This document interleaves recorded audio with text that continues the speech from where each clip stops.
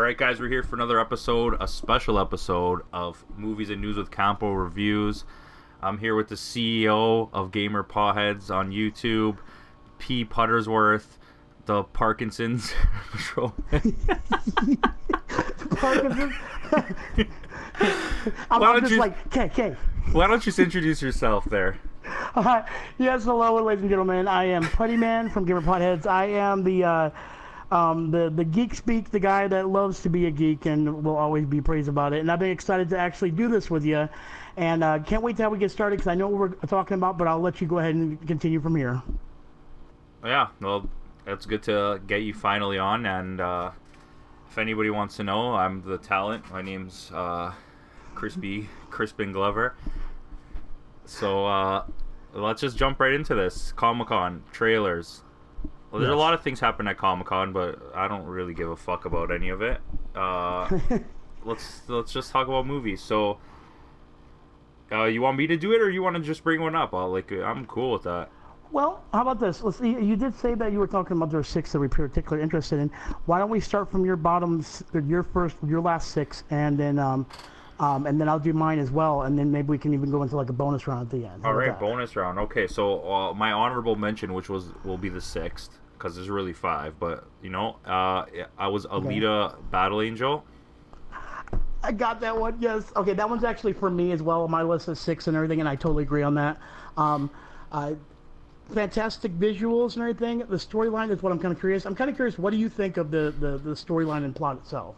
To be honest, I don't have much backstory on it. I really want to watch the anime. I know I've seen it when I was a lot younger, but it didn't I didn't retain any of it. I started watching it the other day. It is on YouTube, guys, if you want to watch it. Okay.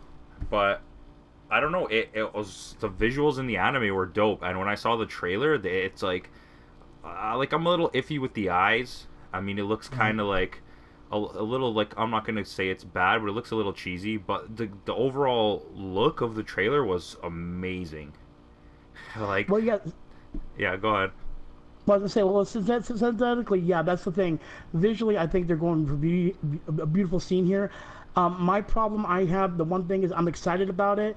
I have not seen the manga myself either, or watched the anime.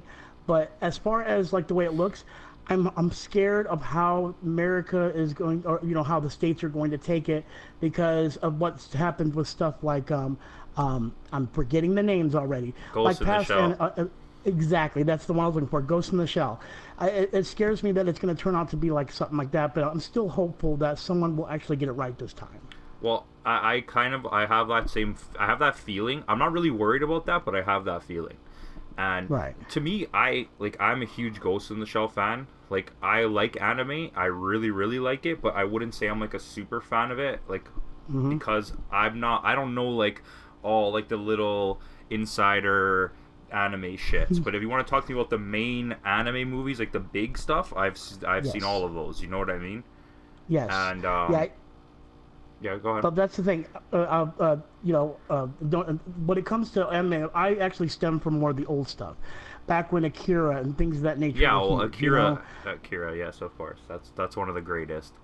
Exactly. And see, I was one of those guys that like Guyver, you know what I mean? And the thing is there's kids nowadays that don't know things of that nature, and we never, they even tried to make a movie with Mark Hamill that just went horrible, which I'm not even going to get into that, but that could be for another show.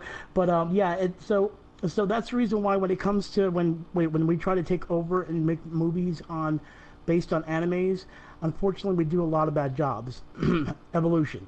And my point is, okay, it is the way things are and they do it. And so I'm hoping the way this looks visually and the actors, when they've got Christopher Waltz and them involved with it, that it actually will end up being good, because when you have Oscar winners of that caliber, maybe you are going to pick some up. And when you have people like James Cameron also involved with it, it gives me high hopes. So that's why it's actually on my list. It actually would not have gotten a chance if it didn't have so much star power behind it. And that's the major reason why I'm excited to see it.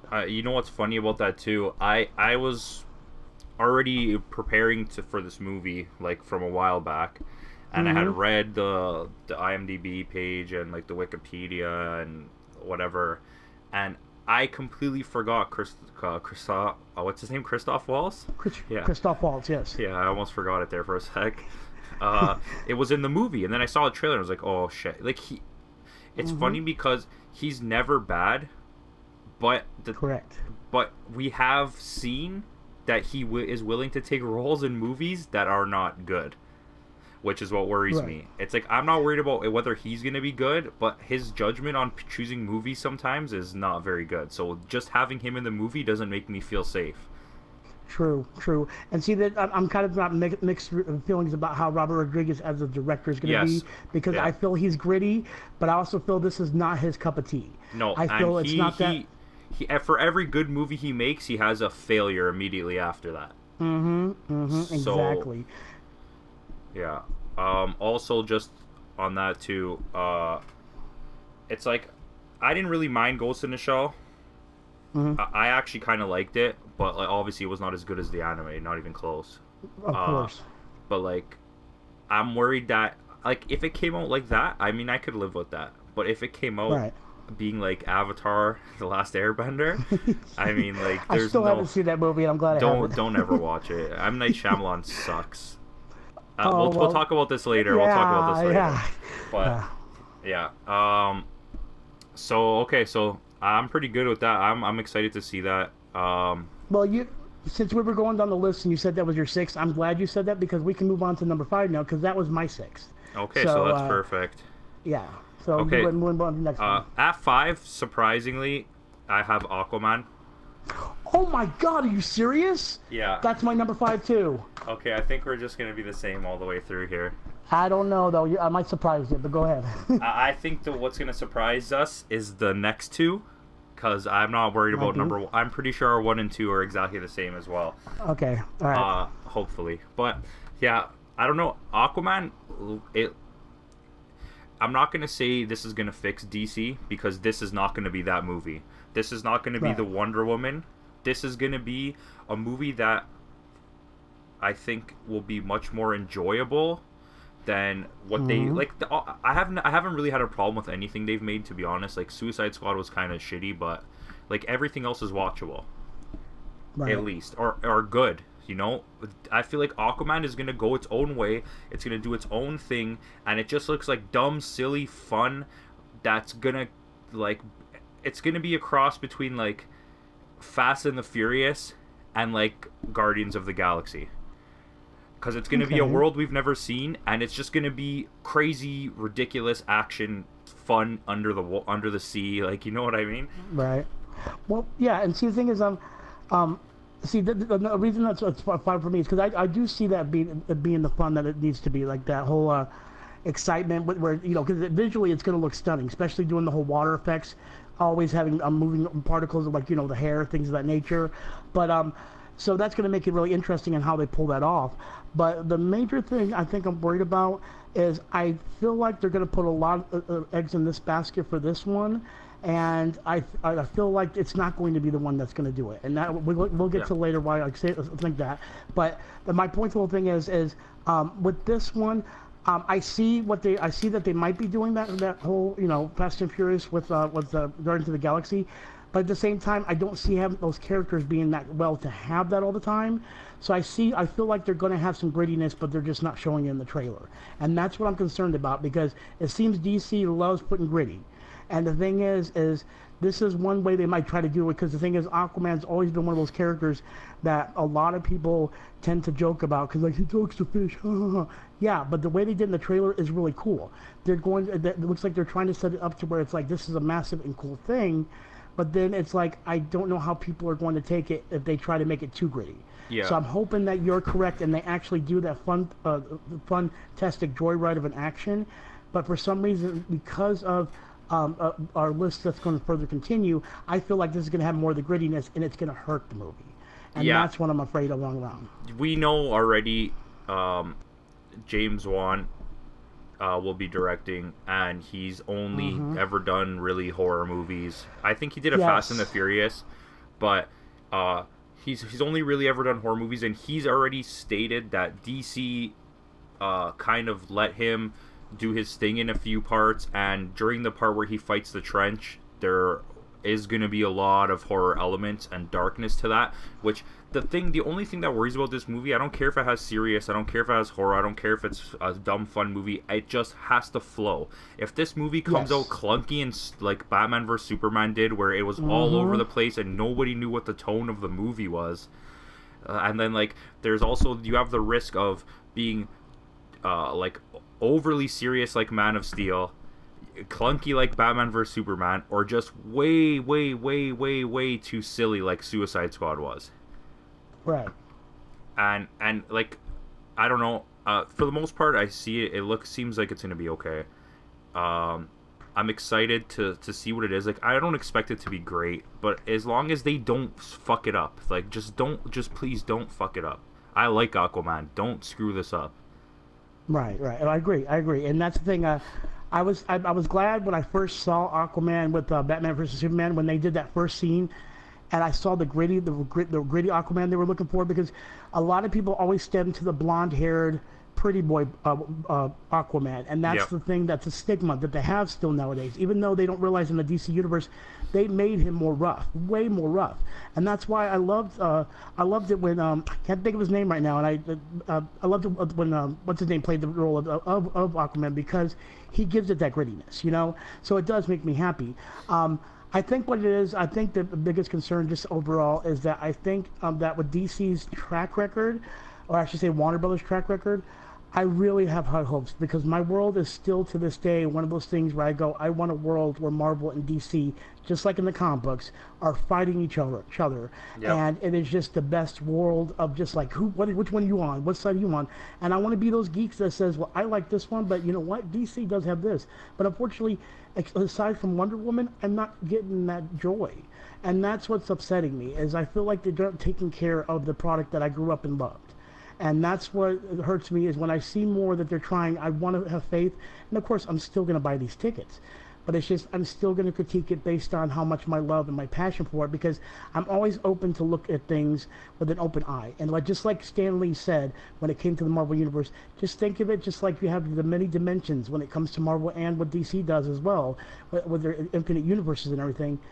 You can think of it as another universe when it comes to the movie universe of it. Yeah. But the problem is taking care of what you love about it, and Marvel/Disney has done a great job. They've only had a few fumbles, but along the way, those fumbles made up for each other. And the problem is, I don't feel like DC is doing a great job of catching up, because for me, Gal Gadot as Wonder Woman was breathtaking and awesome. Oh yeah. But then I felt like they dumbed her down in the Justice League. They did big time, and they upset.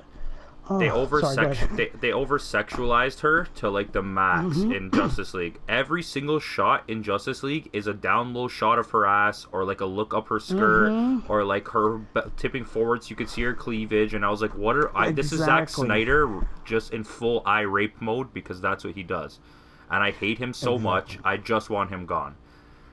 I agree. I totally 100% agree. Listen, I don't get it, because this is my thing. I don't care, like, I don't really fanboy for almost anything except for maybe like sports, but like, I don't understand how, like, anytime I make a comment about DC, I have like a 1,000 people messaging me telling me I'm a loser. Like, listen to me, when it comes to comic books, I'm only DC. I collect Marvel comics, but I don't read any of them. Right. Like, I'm very rare on reading Marvel. Like, there's only here and there a couple things, like.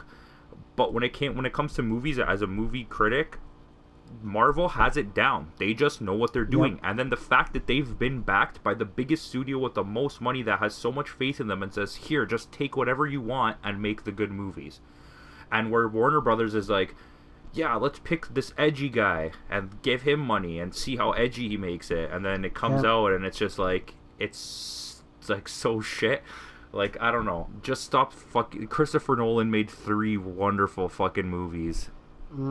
Like, those... And see...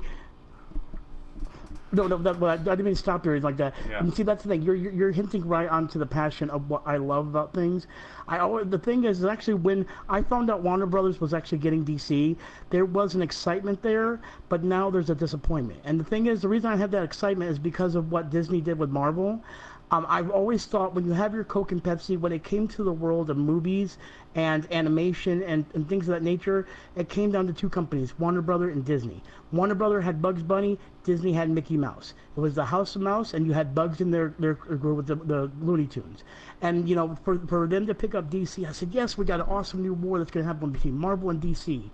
Problem is Disney's smart and gotten it right, while Warner Brothers hasn't. And unfortunately, the only thing I can say they have done, of course, is with the Christopher Nolan movies. Those were outstanding movies. Exactly. And they did a great job. And I think that's what it is I think they get too excited. And the biggest thing they're having a problem with still to this day is they're not realizing slow your roll, slow down. If you want to do it right, do it like Marvel and flesh out these characters. Yeah. Make us want to love these characters. Exactly. And you saw my last video when I said, why not just take a page from your own IP, your own universe? Harry Potter, that took 8 movies to build to a climax, that fleshed out every single character like so well. They did everything perfectly in that universe. Like, not to say all the movies are amazing, but I'm just saying they slow rolled it, and in the end you were so satisfied with what you got. DC was just like, boom, here's the last movie.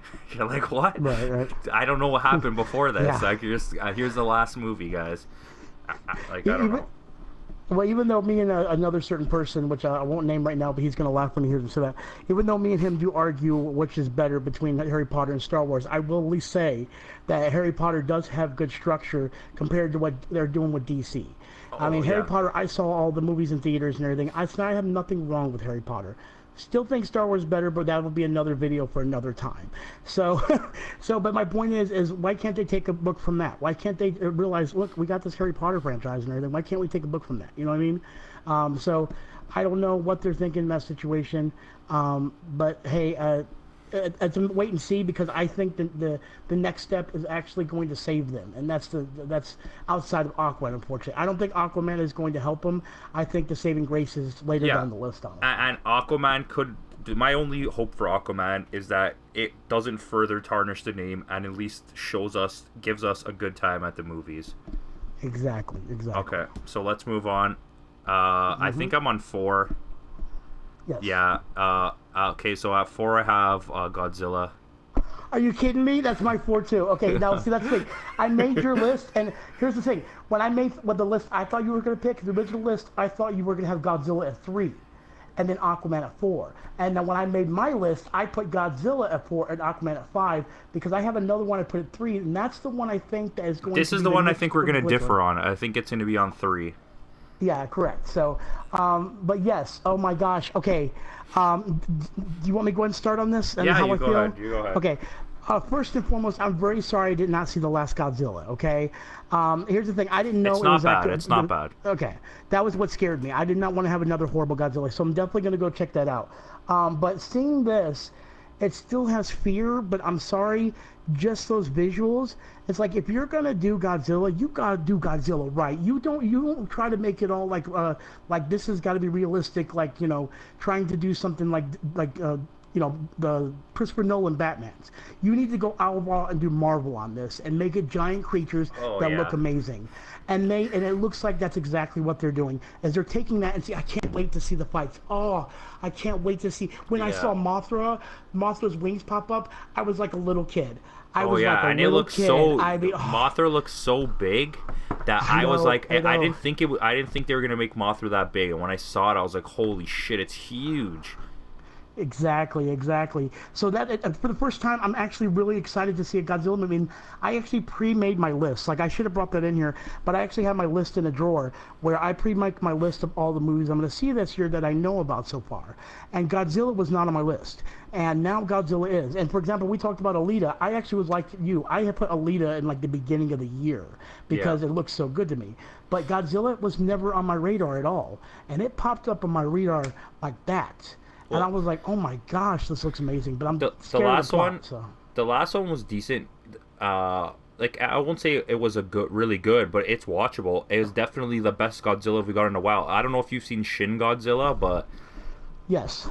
This movie just seems like Shin Godzilla is like all out ridiculous Godzilla. This movie seems like, even though it has a darker tone and feel to it and a little more realism, they didn't try to over Christopher Nolan it. You know what I mean? Like you said, they just said, let's keep the ridiculousness here and we can still have the dark storyline to it, right? Exactly. And like they're so like, give me goddamn Mecha Godzilla, like just yes. Just do it.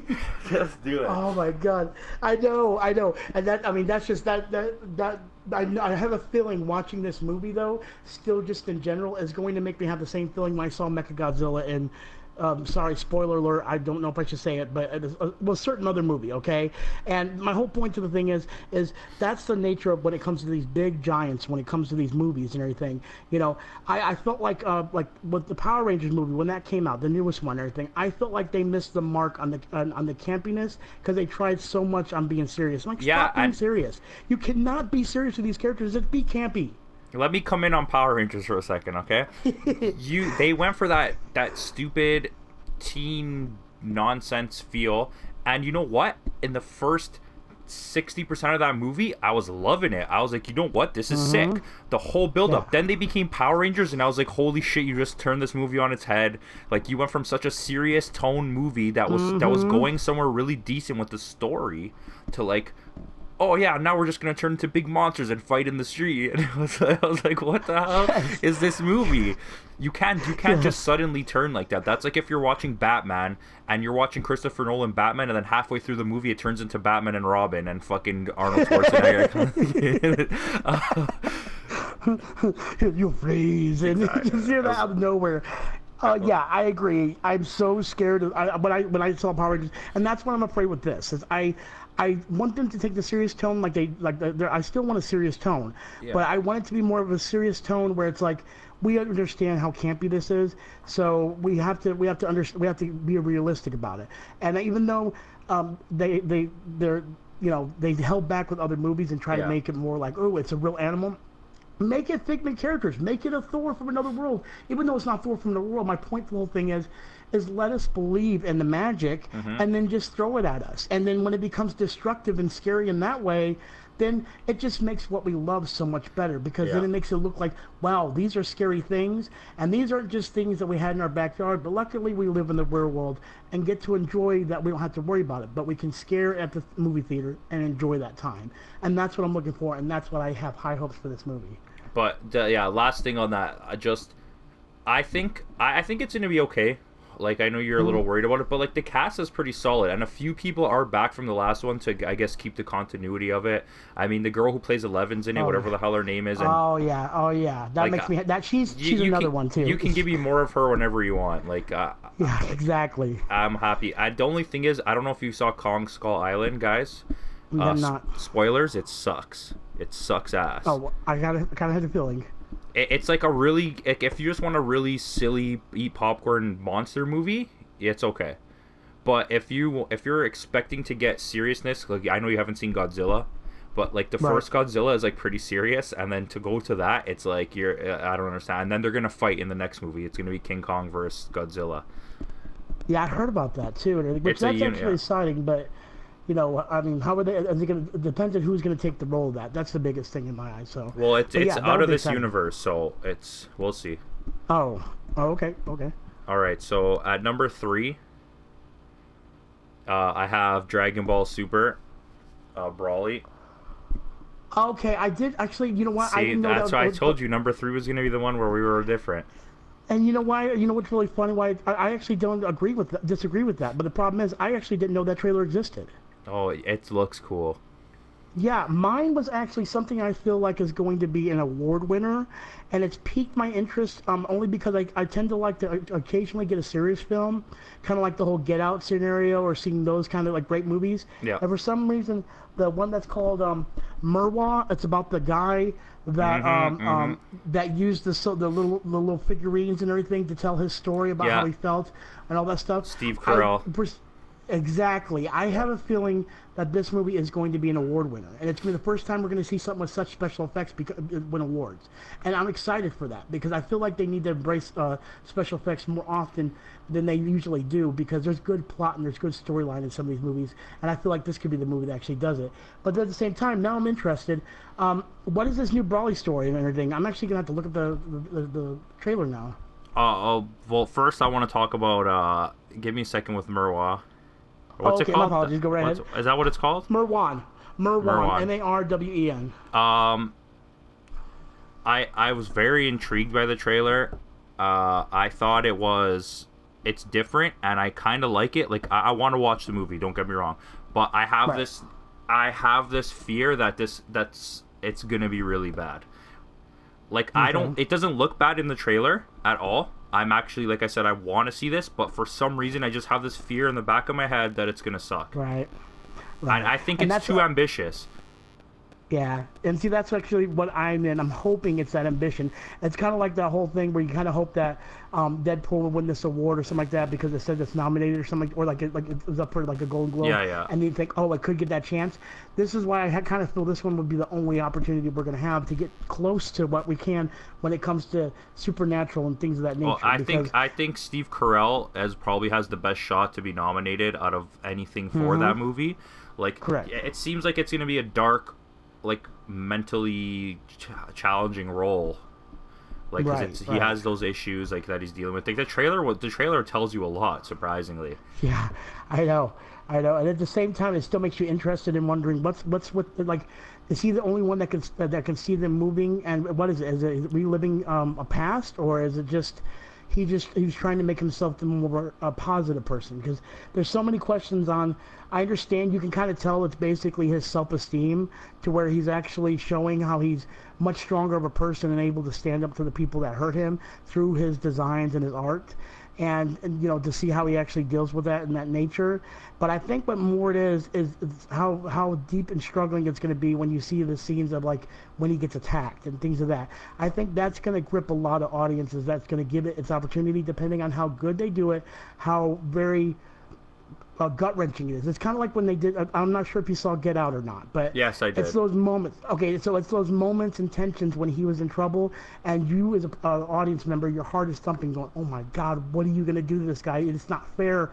Leave him alone. And that's what I feel is going to be the moment that Steve Carell is going to have to prove to us why this is a fantastic movie. And I that's why it kind of got on my list, is because I was seeing that with this movie. I was seeing that gut-wrenching, heart-wrenching part, and then you follow along as he tries to recuperate and fix himself. And to see that, I think that's going to end up making tears. And I'm hoping it does. I can't disagree with that. That was a pretty good breakdown there. I'm excited to see it. But as for Dragon Ball, to be honest with you, the trailer doesn't really give much away. It just looks like a really cool, and I love Dragon Ball, so I'm already ready. Mm-hmm. But it just looks like it's like a new envisioning of Brawly, and he comes down with I don't remember who was he with his father or something, and he just comes to Earth to fuck shit up, and then they have to stop him. You know, it's kind of like. Mm-hmm. It's kind of like Battle of the Gods or Frieza or Resurrection F, and I don't know. It just I just excited for more Dragon Ball, and it looks good. So I wish I would have seen it because I kind of want to ask her. Are we going to have another Vegeta moment? Is he going to prance us with another dance? Because my thing is lately I haven't gotten to see a lot of the most recent videos or anything like that, and I grew up on Dragon Ball and Dragon Ball Z. Yeah. So unfortunately, I have not seen this be able to go ahead and give my opinion, and I wish I did. Now that I'm upset because I think the Brawly trailer you're talking about I might have seen before, like a while back. Yeah, there is a movie that about Brawly from I don't know if it's from Dragon Ball or Dragon Ball Z, but it's different apparently, and it looks different. I gotcha. Okay. Well, so I'm definitely gonna have to look up the trailer. So you actually got me kind of motivated, but I still think if I did my list, that one probably would actually knock off Alita on the top 5 of the list because I didn't know that at all. So when it comes to Dragon Ball, you're never really disappointed, and I agree with you on that one. All right, let's just move forward here. We spent a lot of time there, but that's okay. Okay, at number 2, I have Shazam. Same here. Yes, we are going to be on the right track. You did see I my told list. you. Okay, yes.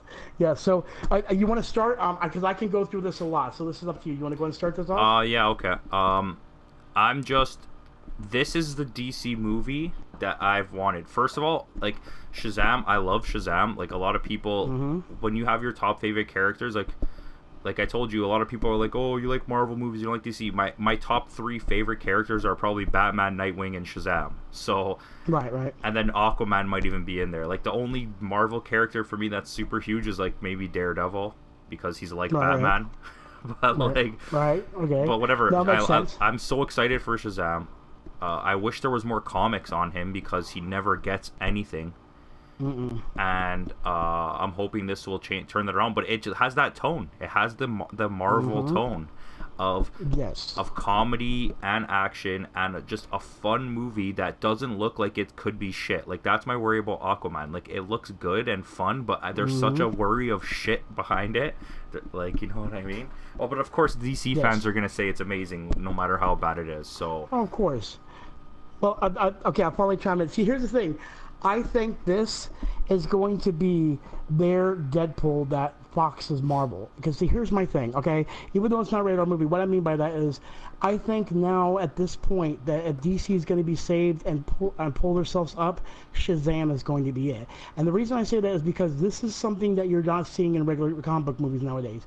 Deadpool did something different. It basically said, hey, let's go ahead and break the fourth wall just like Deadpool does and give them what they want. And they gave us what we wanted. But the thing is when you have your typical superheroes, everyone knows Batman, Superman, all these natures, where it's like millionaire rich boy becomes a superhero. Oh, Iron Man and Batman are both of those characters, you know? And then you even have, we even have Marvel Girl and everything, just like Superman. But for Shazam, we don't have that counterpart really when it comes to Marvel. So this gives DC an edge on something that's quite different. For the kid that can turn into a superhero, that's something that every kid is going to be like, I want a Shazam figure because I want to be Shazam. And that's going to sell it. But the thing is, I think the comedy is what's going to sell it. This needs to be funny.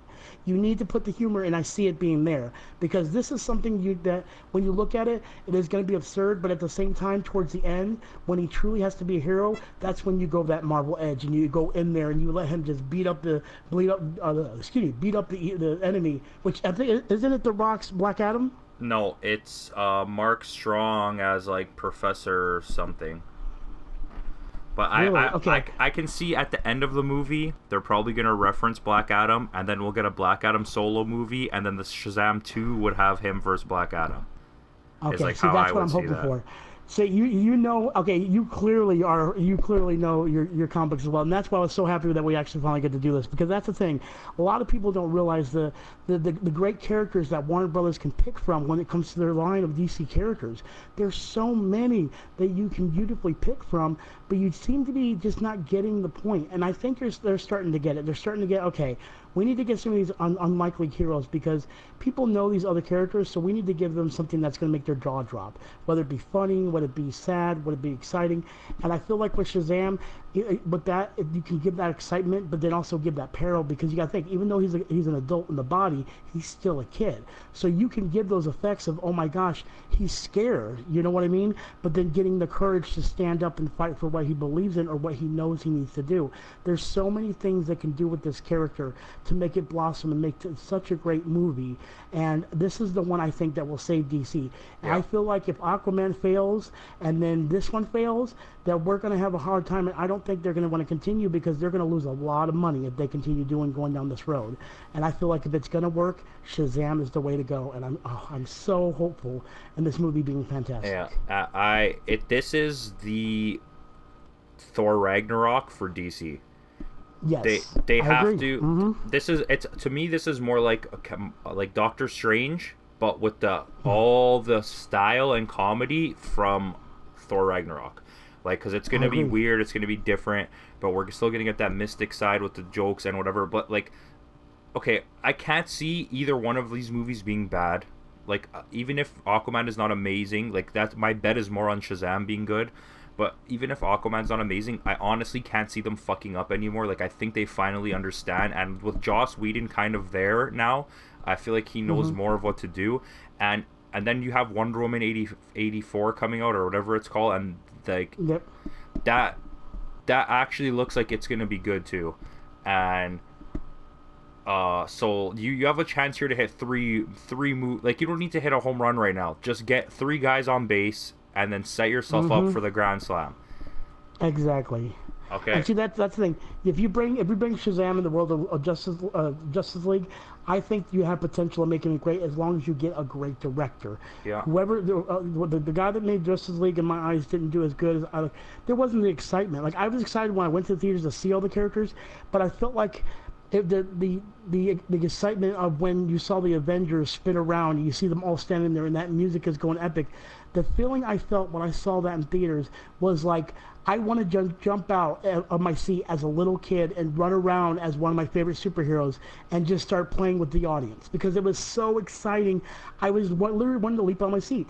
And DC did not give that to me, and I've loved DC for a long time, and I was so excited because I'm sorry, DC has very iconic figures compared to even Marvel. Yes, when you talk I about agree. a comic book hero, you have Superman and Batman, and these guys are two most iconic outside of Spider-Man. That's what Marvel has. Yeah, I would say Hulk.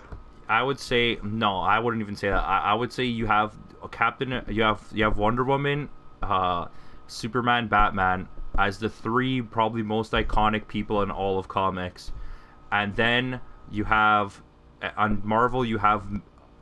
I'll give you Spider-Man 100%, and then Wolverine, and I don't think anything else after that. Well, see, the reason I say I don't say Wolverine is because I think of the older generation. Yeah, You but still have Wolverine's those people popularity, like X-Men is huge. Like from the first day when X-Men came out, X-Men has been like it changed comics because it was all about racism and this whole new element, and Wolverine is everybody's favorite X-Men. Like when you ask somebody who doesn't know about comic books, name me an X-Men, they're gonna say Wolverine. Everyone knows Wolverine. Well, yeah, and I agree. I guess the reason why I feel differently, and I'll explain why. The perfect example is Wonder Woman. Wonder Woman, the reason a lot of people from that would be 90 years old, like if we were to talk to a 90-year-old woman, the reason I know they would know Wonder Woman, Superman, and Batman is because these were all things that even made as TV shows when they were younger, and that's the reason why, or when they were young adults. Spider-Man, they made those old movies that were really horrible, but that's the reason why I know that. The reason I put Hulk is because Lou Ferrigno's Hulk. The thing is Wolverine, I'm not saying anything bad about Wolverine now. I'm the biggest Wolverine fan ever, and so I'm not downgrading him. I'm just saying based on the iconicness of like how iconic Mario is compared to Master Chief. You know what I mean? Because Master Chief would be more of the newer character, even though everyone knows him. But of course, someone in their 90 years old, you say video game, they're either going to say Pac-Man and Mario. Okay, but hold on. Let me come on that. Okay, so I get what you're saying. I fully understand it now that what you said. But my argument is, yes, Hulk, Lou Ferrigno Hulk, I get that. That was a thing. A lot of people love that. That was like a special thing at the time when it came out. But before that, after that, till this day, Incredible Hulk is not even a top 10 selling comic. No Incredible Hulk movie post Lou Ferrigno being Hulk on TV has ever been popular. No Hulk TV show has really ever been popular. Mind you, the 90s Hulk cartoon that had 2 seasons only is really good. But it's like, I get what you're saying, and I get it. For people of that time, I get it with Hulk. But anyone before that time or after that time, Hulk is not a factor. Where I think Wolverine, from his moment that he existed until now, is still Wolverine. He will always be Wolverine. Some of the best comics were Wolverine. Like the comic by Chris Claremont, the Wolverine comic, is like fantastic. But like Spider-Man is easy because you had that cartoon in the 60s is set the tone for everything that would come after that. Right. Every cartoon after that was the same, like nonsensical shit with Super Friends and like Aquaman and like all that stuff. But anyways, we're getting way too off topic. Yeah, we are. We can do that for another show. My apologies. Anyways, Shazam looks dope, and obviously we both have the same number 1, which is Glass. You mind if I chime in first on this one, or do you want to do it? You go ahead. Okay, so this one, oh my god. Okay, so M. Night Shyamalan for me actually was something I found early on when when I'm one of those geeks that basically when I see a movie and I'm excited about it, or I see a movie that's pretty good, I look at the director, the creators, and look at their past. So when The Sixth Sense came out, I looked into M. Night Shyamalan, and that's when I found Unbreakable. And when I found Unbreakable, I fell in love. It was a breathtaking movie of different. It has showed a new look to comic books where it felt more realistic, but real down to earth, to where it actually could feel like it was real. And so then I, following along with what happened, because I mean I could go deep into the Unbreakable, and I don't want to get too deep, but I'm just trying to explain why I'm so excited about this. Because what ended up happening was M. Night Shyamalan kind of fell off the rails, and when he kind of fell off the rails, I ignored his movies, and that's also why I ignored the movie Split. But then I kind of got spoiled to what happens at the end of the movie, which I'm not going to say. And when I found out, I said, I have got to buy it. And I went out and bought it right away, bought the Blu-ray, brought it home, and was so excited by what I saw. Not just how good the movie was, but just how in general it felt. And that it felt like it was in that Unbreakable realm. But to see these characters now coming together in class, oh my God, it's like Marvel over again. Why is it that companies like this, like M. Night Shyamalan, could pull this off, and then we have these DC conversations and we look at it, but they can pull off something so imaginative with this? That's something that's going to be hard that if it isn't put into a comic book. But for what they've done, or what M. Night Shyamalan is doing, I feel like he's about to change things when it comes to the look of comic book movies in general. And that's what this makes me excited, because one, Unbreakable, and two, just how exciting it looks. So what do you think? I mean, what excited you about it? Well, first of all, I'd like to just say that I think Unbreakable is the best M. Night Shyamalan movie. Yes. He does have some other good ones, like Sixth Sense is good. Then he fell off for a while. The Visit is pretty good. The Split blew my mind. Like James McAvoy, is that who it is? James McAvoy, yeah. Yep. James McAvoy and Anya Taylor-Joy are like fucking amazing. Like, I could just watch those two. That movie could have been about fucking a tea party with just those two people doing it, and I would have been like, yo. It didn't even matter about M. Night Shyamalan, anything. That movie was not about the directing. The acting in it was so strong and like powerful performances. Like, I can't wait. I'm so happy that both of them are coming back to this movie. Like, Samuel L. Jackson is going to be Samuel L. Jackson, and I'm always okay with that. My worry is Bruce Willis. He has become the laziest actor in Hollywood. Right. He just wants paychecks. Like, I don't know if no one has been able to get a performance out of him in the last like 15 years. So I hope that it works out. It looks great. I'm super excited for it. I think that when M. Night Shyamalan is on his A game thinking, he's proven to us at least on 4 occasions that he can do something really cool. And like, we were in the chat the other day when you guys were live streaming, and we were talking about M. Night Shyamalan and Unbreakable, and someone's like, my favorite movie is The Village. And I was like, oh my God, did you see me go off? I'm sorry, you're gonna know who you are when you hear this, because I don't remember what your name was, but I went off. I was like, are you fucking serious? The Village is like the best comedy that M. Night Shyamalan ever made. I still to this day, whenever I watch that thing, because I watched it one more time with somebody else there, it was towards the end. You know how you visit a friend and it's towards the end, and like, you're watching this movie, we sit here and watch the movie, but it was towards the end when she was actually walking out of the woods, and gets that scene. I'm like, I actually laughed so hard when she hits the street and a car goes by. I was like, are you serious? I had so many jokes of Robot Chicken where he's like, what a twist. Like, yeah, oh my God. Ever. And I just wanted one of the aliens to pop out and everything. And M. Night Shyamalan, I mean, I wanted it to be that goofy, that it was that bad. Like, I felt like that would be the only thing that could fix it, is for him to come in and fix that. This is the problem, though. Same thing he had with Lady in the Water. And, like, Signs is okay. Like, it's not horrible. Yeah. But, like, Lady in the Water, The Village, and I don't remember the name of the other one. But it's The Happening. The Happening. If he made those movies to be the silly, ridiculous movie that it was, it might have been enjoyable. But he tried to be so serious. Like, hey, I was with my cousin the first time we watched The Village, and for some reason, somebody called her the deaf girl, even though she was blind. So for the whole rest of the movie, we were just like, oh, look, the deaf girl got lost in the woods. And everyone would be like, no, she's blind. And that's like, oh my God. Well, see, that's like when I first saw that happening, I even said to myself, the only way you can fix this movie is if you get with the guy that made Attack of the Killer Tomatoes and make this a combination film and then make it campy, because that's the only way you're going to make something like this any good. That would have been the greatest movie ever. Exactly. And see, the thing is what it seems like M. Night Shyamalan is trying to do is he's trying to make things that are normal scary, or use the product of something being like, for example, Signs.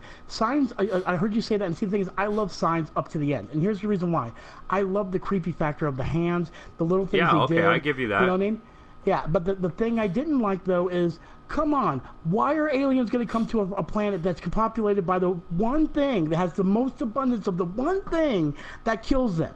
I mean, we as humans are not going to go to a planet that just has lava everywhere and then walk around thinking this lava's not going to do anything. You're preaching to the choir there, because that's been the argument that every single movie person has ever made. It's just sometimes I just think he was so full of his own ego. Yep. Like every movie he made just became like, what could the twist be? Like there's no such thing as an M. Night Shyamalan movie that has no twist. There has to be a twist, or he's not making a movie. Like, if he could get over the fact of, which he seems to have done, of the twist being the only part of the movie that everyone's waiting for. Like, The Village was 2 hours of everyone just waiting for the twist, because the rest of the movie was so bad, nobody wanted to watch it. It was just like, what's the twist going to be? He's like, I can make these guys wait for 2 hours, and they're going to pay. And then, you know what? People stop showing up. and that's what happened. And I don't want to boost his ego anymore, but, like, he's not that great, but you know what? If keep the hot streak alive, I'm with you. Yeah.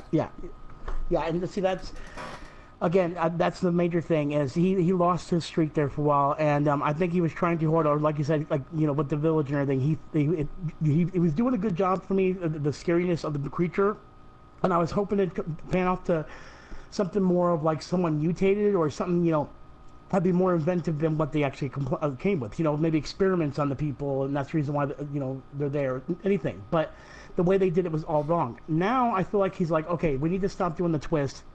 Let's make the whole movie kind of the twist. But basically, what they need to do is kind of like what they did with Split and Unbreakable. You need to give us real stuff based on stuff that's fantasy. So the superhero genre is really huge right now. If M. Night Shyamalan can take that, just like he did with Unbreakable and Split, and take that and take it to a new level where it's like, yes, we have superheroes, but this is more realistic. So there's cops involved. There's more, investigations and these things. And Mr. Glass. You know what I mean? Giving it more of a realism. I think that's what he's going for. I don't think it's too much about him taking it to another level. I think it's him taking it to another place. Like, he's taking us to a different place. Like, not this happy Marvel universe and not this dark DC universe. It's kind of this weird place that that anyone can be anything, but you just have to believe in that thing. Do you know what I mean?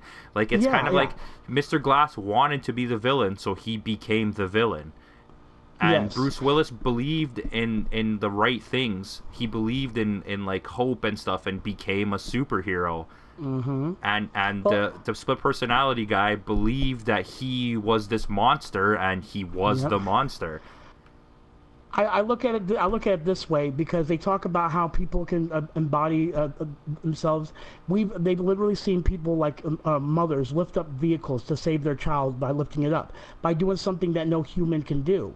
And that's what I think M. Night Shyamalan is going for, and makes me excited about it, is he's going for that.